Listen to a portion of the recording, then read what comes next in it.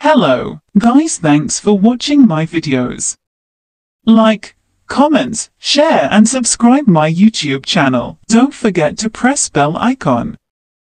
There will be more Islamic and informative videos. Ilm Kashaf. बिस्मिल्लाहिर्रहमानिर्रहीम।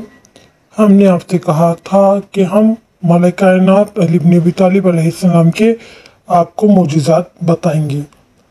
अली इब्न अबी तालिब जब शिक्का में मादर में थे तो हज़रत अली शेर खुदा की विलादत बासादत अमल में आई भी ना थी कि आपकी करामात और मोजिज़ात का सिलसिला ऐसा जारी हुआ जो आपकी शहादत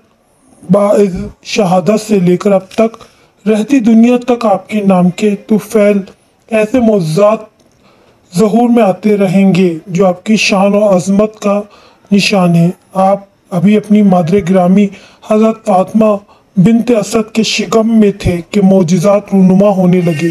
आप अपनी माँ से इन अयाम में भी गुफ्तगू फरमाते थे। ये गुफ्तगू खाना काबा में होती थी। जब आपकी मादर गिरामी खाने काबा में दाखिल होती तो तमाम बुत मुंह के बल गिर पड़ते।